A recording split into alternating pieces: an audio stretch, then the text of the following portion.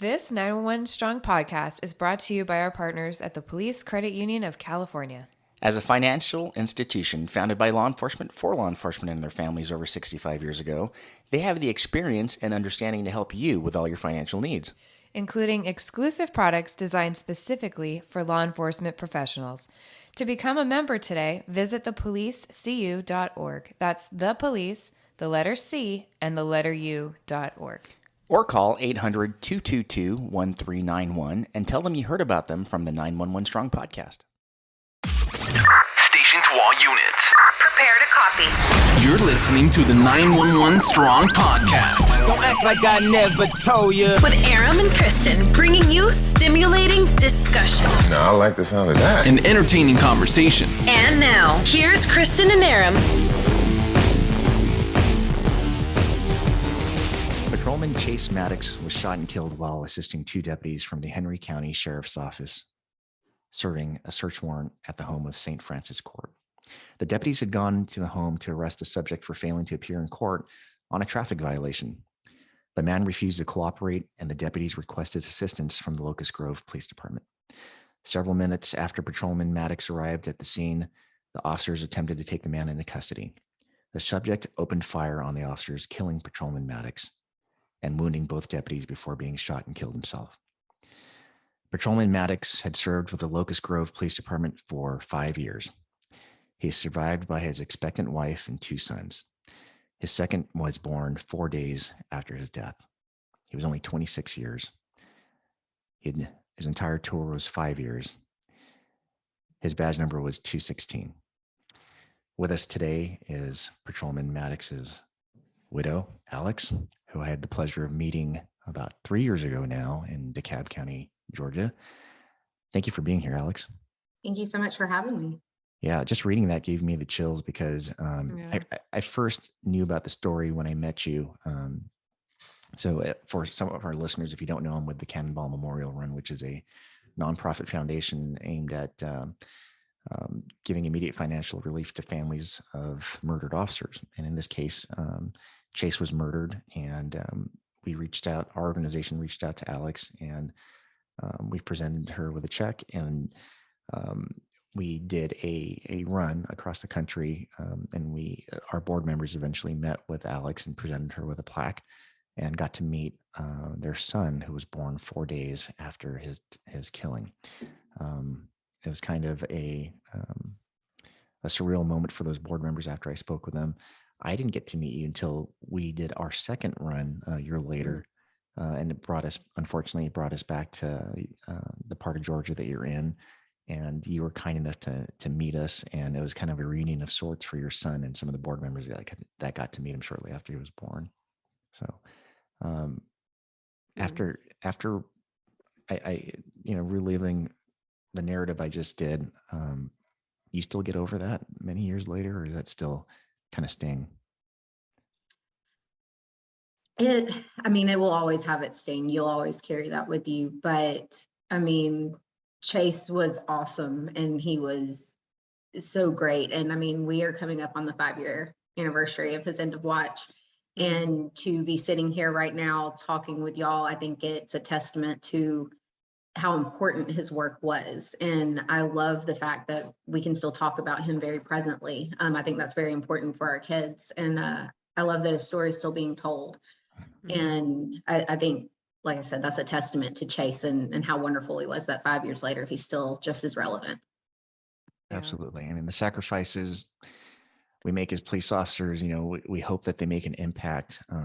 But surely, I'm sure there were some policy changes and different training that was introduced after. And if that can save another life later on, that's going to be part of Chase's legacy. Absolutely. So were you all married before Chase became a police officer? We were not married before he became a police officer. He was actually a part-time janitor. And he put himself through the academy.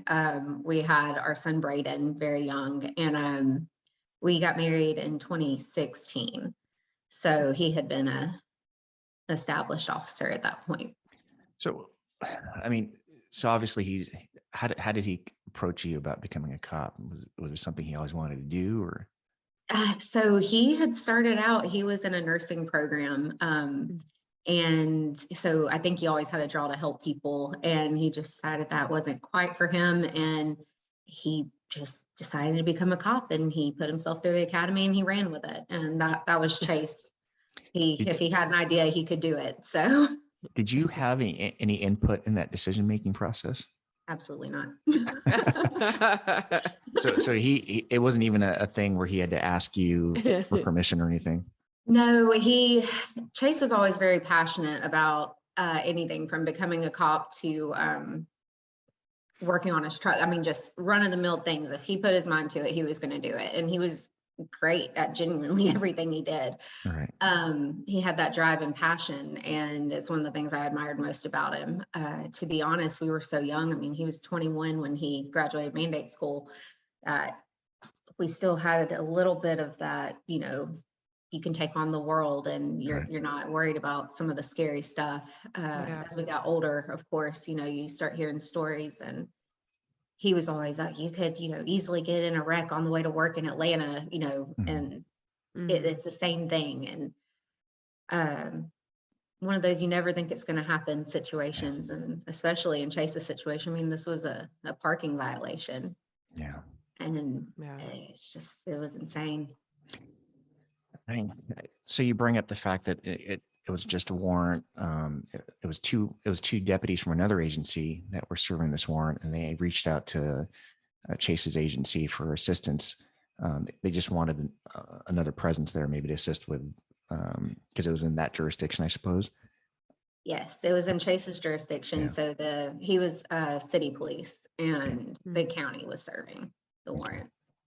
So it's funny you say that, because it's I talk to officers from all over the country, and in LA County, it's just the sheriff's department's just another agency, right? But as soon as we leave and we cross the border into Arizona or Utah or Nevada, it becomes city police and county guys, and it seems like they have a different not function, because it's all the same function, but like a different perspective on city cops and county cops. It seems county cops are more rural in some of the parts of the state, right? And city cops are actually doing beat stuff. Yes. I don't know if you could call Locust Grove very big. We have a Walmart and a Tanger Outlets, but it's grown since then. But yes, we're definitely, South Carolina, so you're not seeing some of the bigger stuff, but they definitely see more than the county guys, I think. Okay. Yes, so he goes out there to assist, and things go south. Can you tell us a little bit about what happened? Yes. So the majority of what I know, he was a sovereign citizen. And so he became combative, refusing to go. Obviously, they called Chase in his backup, and from his body cam, you can see him walk up and talk to Deputy Calloway, who is a wonderful, wonderful human being. We're still very close with him. He is a godsend to our family. But he briefs Chase on what's going on, and Chase's last words were, "Let's do this." And he walked in, and the guy was just kind of spraying and praying, I think, and it took Chase out almost instantly. I think it was like 13 seconds, I believe, from the time Chase entered the door.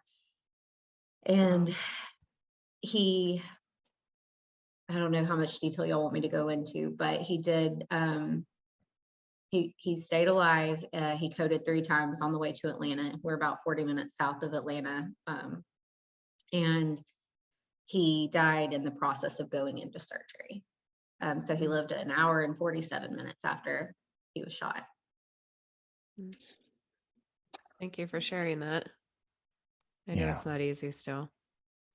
One of the easiest things I can do is talk about Chase. Of course, this day is hard, but it is a part of his story. And I think it's also important to talk about how much more he was than February 9th of 2018, because he lived a life where Chase didn't have many bad days. He, everybody says you know, they lit up a room when they walked in. You know, everybody says great things about you after you pass, but Chase truly was. He was goofy and he was funny and he could be serious. I mean, when he needed to be, February 9th was a testament to that, but he lived a life. He had a family. He went to work that day. I talked to him on the phone about an hour before everything happened. He was going to sell his current truck, buy his dad's old truck.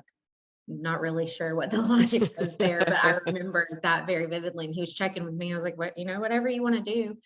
I was 9 months pregnant. I dropped our son off at school. I was going through the Dunkin' Donuts drive-through to get a brownie batter donut, and he was making fun of me. And I told him he was just jealous because, you know, the whole cop donut joke thing. You know, so it was a very run-of-the-mill day for us. It was, and I think that's something too. It can happen at any point, and what y'all do is honorable, and you do not hear thank you enough. It's a very thankless job. And I think that people need to be reminded that there are people behind the badge that are affected by these decisions that are made every day. Yeah. Yeah. I'm sort of taken aback as I'm hearing you, you know, still praise and give recognition to the men and women that wear the badge, yet in the very profession that took your husband. And I can't imagine, I'm sure you've gone through the whole roller coaster of emotions. You know, was there a period where you were angry at the job, or?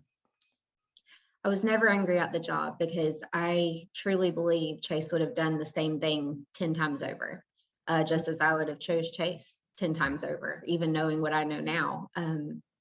But that day, Chase paid with his life, but he freed a woman and 3 children from a terrible situation. And I think he would do that over again. And I was never angry. I was always supported by our Blue Line family. I knew the Blue Line family existed, but things like Cannonball, I still talk to those guys. I mean, we keep up with each other and they check in on my kid, and I've never felt let down. Right. And I never felt, you know, there were so many things you can what if all day long. Chase was supposed to go take the day off and have his taxes done that morning. And because I was so close to having our son Bodie, we were like, no, you know, you'll be on paternity leave in a couple of weeks and we'll just get it done then. I mean, there's so many what ifs. And at least what I believe in, I believe that Chase was supposed to be there, and I hate it. And I wish he was here, and I wish it could have gone any other way, but Chase wouldn't have wanted anybody else to be there. He wouldn't take back what he did. So as I did while he was here, I'm going to support it. Yeah. Yeah, I don't know if you saw on our social media, my social media, but on June 14th, we lost 2 officers. It was a motel room, and we had 3 officers shot, but 2 of them died pretty quickly and almost instantly. And one of them was a newer officer. I think he'd been on the job a total of 2 years. And the other officer had been on just as long as I have. And, you know, so obviously when that happened, we came together as an agency and went to support the families and support the widows and stuff. But we always felt like on our end, we could still do more. I don't think, you know, and we get to that question, what can we do for the families? What can we do for the spouses? And the first things that come to our mind are, you know, getting their retirement stuff, medical stuff, and financial stuff. But what, from your perspective, what besides all that, obviously you care about the financial stuff and medical and all that stuff, because you still have a family to run. But what kind of stuff can we do as police officers, as an agency, to support the widows, the family? I think it's very important to do exactly what you're doing now. Continue to tell the story, continue to remind them that their loved one is thought of, because I mean, you can have all the money in the world, and don't get me wrong, the financial benefits are very helpful, but I would trade everything and live in a cardboard box to have Chase back with us, and to watch him, you know, raise our kid and to live out our lives, because we had a great life.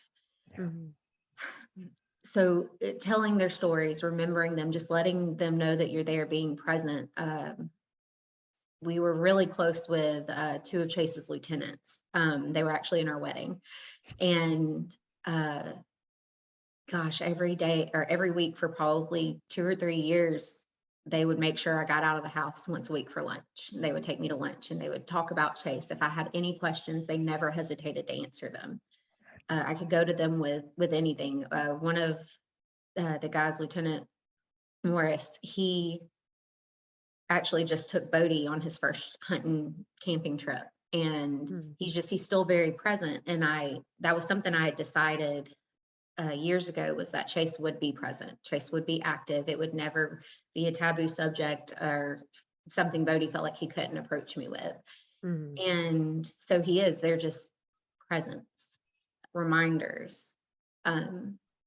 Because I mean, I get it. Life does go on. And unfortunately, you know, in my case, our oldest son, Braden, was special needs. And he passed away in October of this year. So lightning, I mean, it can strike twice. And it was terrible. And it was the last thing this family needed, in all honesty. But every single one of those guys showed up and they gave him a police escort, you know, for his service. And they were still just as present. And that's the key. Life goes on, but not to forget. And that sounds, I mean, that's what everybody says, is never forgotten. You know, it's etched in on the wall and things like that, but life does go on and people have their own lives and their own families. And I'm a firm believer that you shouldn't die with your dead. You shouldn't waste a life that your loved one was robbed of. But it is a very important part of your life when you go through something as traumatic as that. And that person is missed every day. I mean, looking around right now and, you know, his pictures are everywhere. And it's still very present, and it feels sometimes like you get left behind and your wheels are spinning, you're just trying to catch up. But then you have those moments where people will come in and sit down on your couch and just tell stories, and that helps.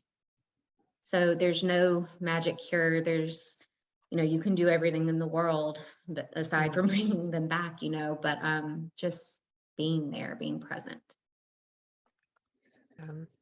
That's good to hear, because one of my best friends, we've been best friends since we were 15, so that's over 30 years. We played football together. We were both captains on the football team. We were in each other's weddings. We joined the same departments together. We moved to the new department together. Like, he ended up elevating all the way to chief, and he was our chief when our two officers were shot. And when that happened, he was actually in the doctor's office being told by his doctor that he had terminal cancer and he was going to die within a few months. And he told his doctor that day that when he told him the news, he says, unfortunately, that's not the worst news I've heard today. And he told him about the two officers that were shot. So I ended up being our department's family liaison. Ben passed away, and he passed away in October also. And one of the things I wanted to make sure was that the family didn't feel forgotten. You know, it was considered an on-duty death because cancer is presumptive in California, but it wasn't like he was murdered on duty. Right? When that happens, you get the full pomp and circumstance, and, you know, politicians show up. And but when Ben died, it was kind of, we did an honorable funeral service and everything, obviously, but I felt like it was our job to make his family know that he didn't die in vain. So as he's talked about officers coming and telling stories about Chase, I do the same thing. I visit with his widow, and we tell stories, and she tells me she loves hearing that. So that's one of the things that, if anybody's listening and you're ever in our situation, you're in the department where you're a survivor, reach out to the widows, reach out to the spouses, and tell stories, because there hasn't been a single person, a widow or a widower, that I've spoken to that didn't appreciate the stories. And you're hearing it firsthand from Alex here, her testimony about stories. Remember the good times. Yes. There's one story in particular that I hadn't heard, but Chase went into a gas station one night and he found this pink rubber, like squeaky chicken. And he decided that was going to be his car buddy. And so that chicken rode everywhere with him. Well, one night he was on like a stop. There's one main road in Locust Grove. And Chase had put the chicken on top of the car for some reason. Well, anyway, it goes rolling down the road. And the guy, everybody's laughing at him because, this pink rubber chicken's in the Bill Gardner Parkway. And, it was just little things like that that remind he was real. And now that pink chicken is sitting in Bodie's room. And, it's just, you think about it every single time he runs around and squawks it. And, things like that. It's just, it keeps them real. It keeps them present. And I hate to say it, a lot of people will give you the Hallmark greetings of, everything happens for a reason. And, one thing that helped me was, no, not everything has to happen for a reason. And you don't have to put a silver lining on everything. Sometimes but sometimes it just sucks. And and you need to be told, no, this is awful. And I hate this for you. Yeah. And I don't want to say, you find comfort in other people, but I love, when the guys will tell me things about Chase and then they'll go, man, I miss him.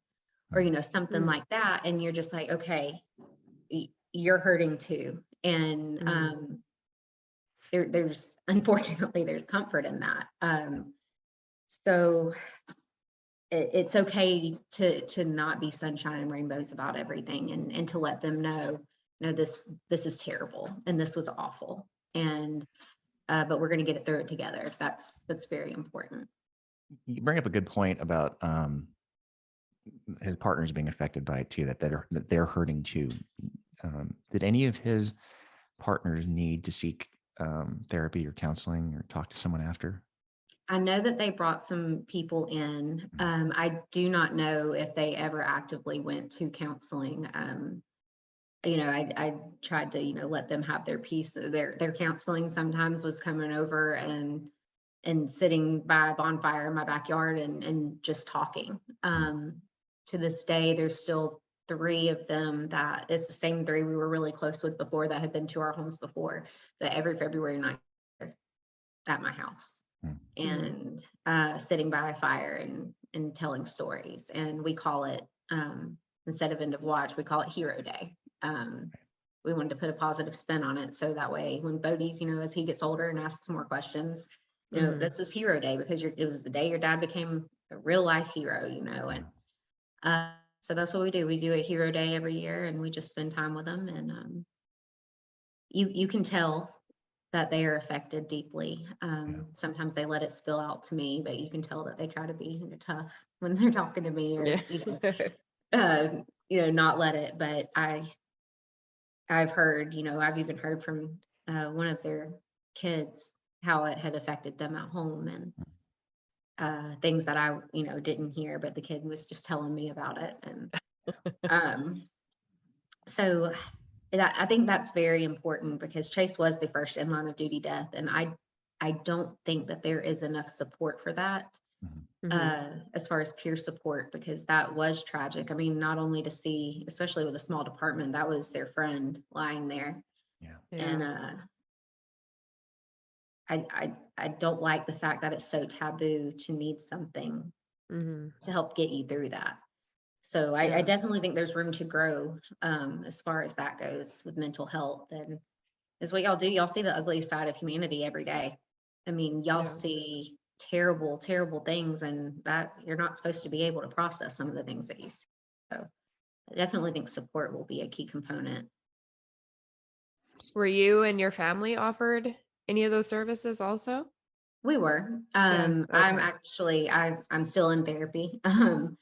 And I started about a month after Chase was killed, and I had a great therapist, and I still meet with her about once a month at this point now.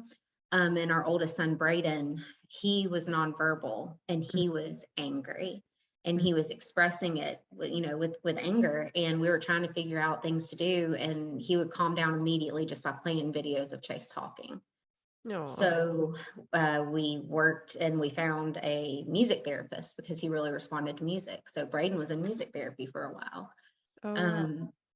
His sister, had her own form where she would read, books, and his mom went to therapy a couple of times, so we all saw it. It might have been in different ways, but we all saw it a form of therapy. That's good. That's good. Thanks for sharing that. What was I going to say? So what would you say to, I know you kind of touched on a little bit, but with our situation, you're a smaller agency too, right? Yes. So you kind of know everybody, and I think some people notice who checks in on them and who doesn't check in on them.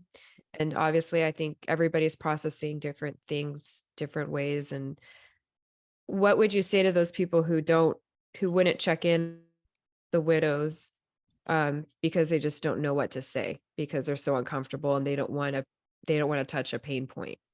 Is it more painful not to hear from them than to hear from them, or?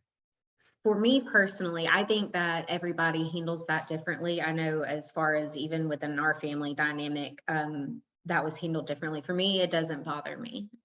If you don't know what to say, that's okay. You don't have to say anything. And you can still tell this to this day, if, we go by there, we've been invited to a Christmas function or things like that. There's some of them that don't really want to make direct eye contact with you. And that's okay. If that's how you need to process it, that's absolutely fine, because I'm not an expert on grief and death. And I don't know, sometimes I cope with dark humor or a glass of wine, or, there's no right or wrong way to do any of this. I don't think that there's any possible way you could write everything into a handbook. If you want to say something, come up and say it. If you don't, that's perfectly fine. Because I get it. Before February 9th, I wouldn't have known what to say either. I was one of those people that did the whole, oh, I'm praying for you, and everything happens for a reason. And now I walk up to people, I'm like, I hate this for you, and this is terrible. And I think there's a lot of experience that's gained when you're the one sitting front row at a funeral. And at least from my perspective, I look at it from that point of view. If you haven't sat in that seat, that it's okay. And I'm glad that you haven't. I touch on the therapy thing a little bit. You said you started about a month after February 9th. Was there any reluctancy on your part? Did you have any preconceived stigmas about therapy? And did you have any hesitation going in, or did you just jump in with both feet? I jumped in with both feet. As I said, we had a lot going on as far as Braden was special needs. Bodie was born. I planned a funeral from a hospital bed. I had to make decisions and sign paperwork while in labor, basically. And so I knew in my head that was a lot, and I was not going to be able to navigate that on my own, because I would say before February 9th, my therapist was Chase. We would sit in bed at the end of the night and we would talk about, how this bothered me at work, or, anything like that. And I lost that main form of support in my life. So I just started looking up therapists, and there was this great website, and I could, check, do you want to see male, female? You don't care. Do you, I wanted somebody that specialized in grief. And my therapist actually she had lost a partner. And so in a very tragic way. So it was one of those, I knew immediately as soon as I was talking to her that she understood. She had been where I was. And I think it is important. I got very lucky with mine, but if it doesn't work, it doesn't work. But there's somebody out there that will work for you. Right. It's okay to say, no, this isn't working for me. Thank you for your time, and move on to the next one, because I think that it's very important to learn coping mechanisms. I myself struggled with disassociation.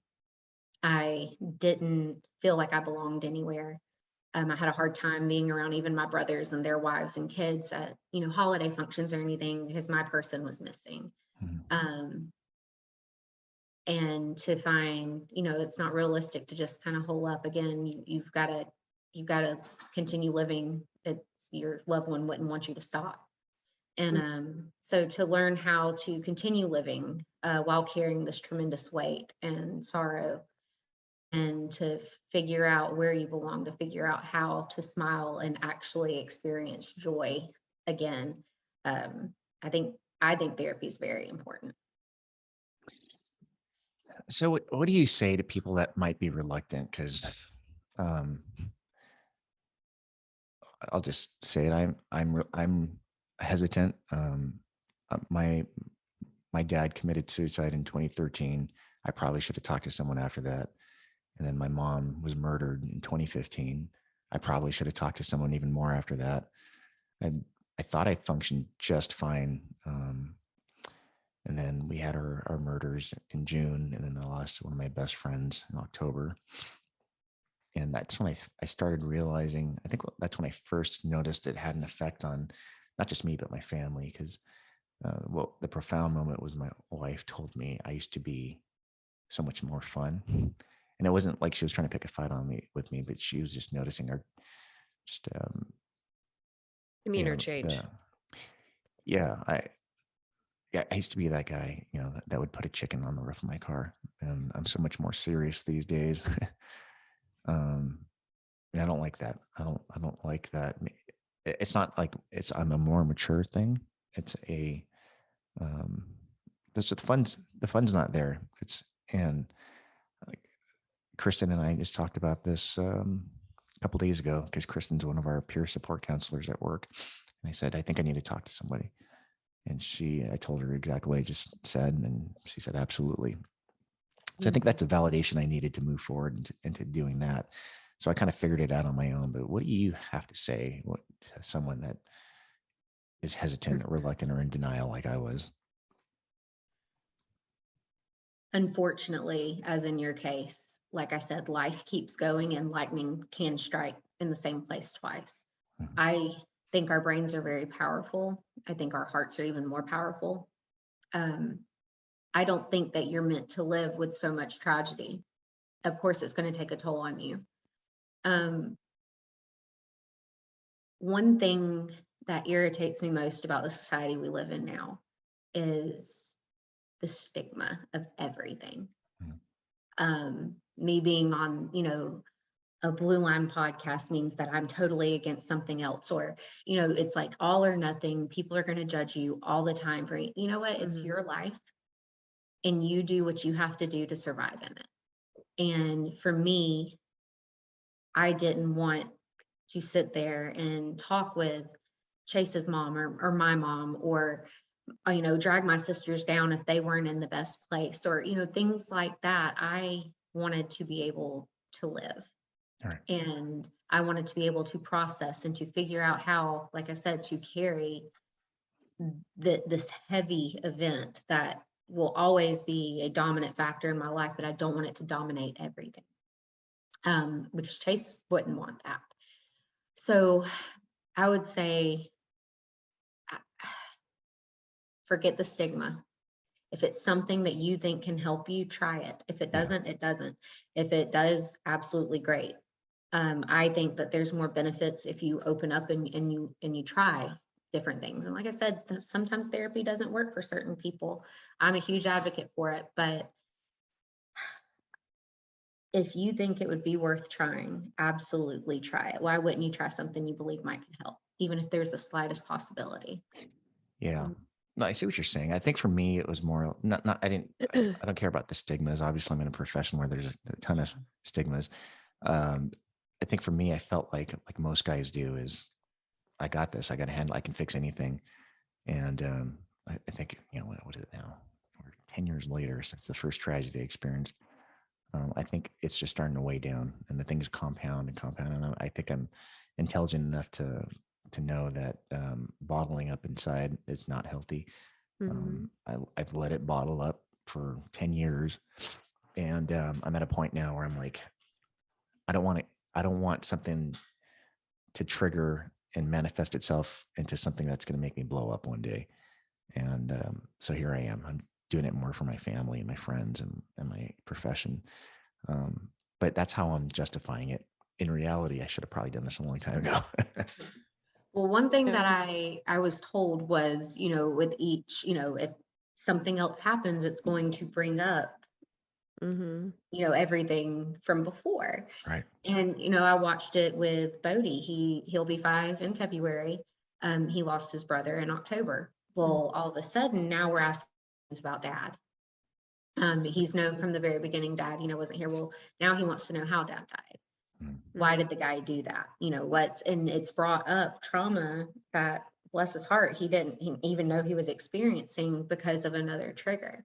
So that's just how the brain works. If you're hurting, you're going to keep hurting. And so I went into therapy to talk about Chase, and sometimes we don't even talk about Chase. Sometimes we talk about other things that I didn't even realize were bothering me. Or things that I could learn from. So the brain is so complex. I think that it will help you learn a lot about yourself. I think it will help you learn how to continue and to find that footing again, and to put the pink chicken back up on top of your clock. That's an excellent way of putting it. Um, it Bodie turns 5 here in February, obviously. And do you have any advice for families that have children survivors? I know he didn't experience it, but you're saying now he's starting to ask questions about it. And how do you address the difficult questions, like how and why? So the first time Bodie brought anything up, I was at the grocery store and he was in the buggy, and he just looked at me and he said, "When can my dad come to the house to play with me?" And I did like this traumatic loop around the grocery store, just trying not to cry, but like I said before, I never wanted Chase to be a taboo subject. I wanted him to be an open topic of discussion. Pictures are still up in the house. Bodie has always known who his dad was. So I think the older you get, the more you complicate things. And children, so you're going to make your responses, you're doing it based on how you feel, where your kid just needs the logic of it.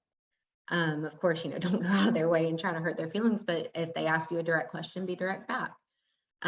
So Bodie wanted to know who shot his dad, and I told him I honestly couldn't remember his name, and that's something that I never put. I don't want to remember his name because he's not important. And well, why did he shoot him? Well, because there's good and evil in the world, and sometimes evil wins. And so I try to keep it very simple in a way that he can understand. Again, he's 5, and if he wants to talk about it, we talk about it. If he doesn't want to talk about it, we don't talk about it.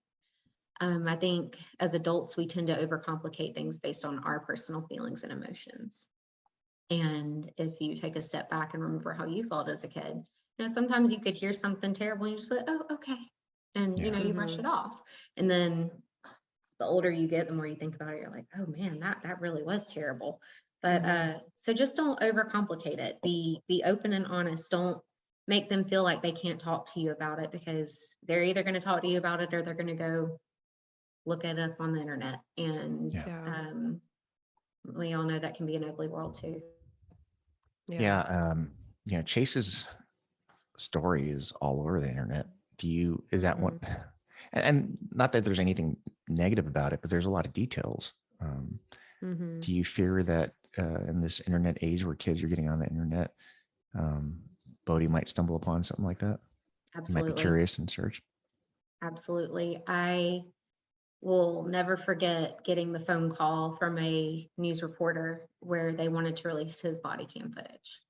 And it was basically put to me that I could give an interview and put stipulations on what parts of the body cam was released, or they could just release it without my permission, which, I mean,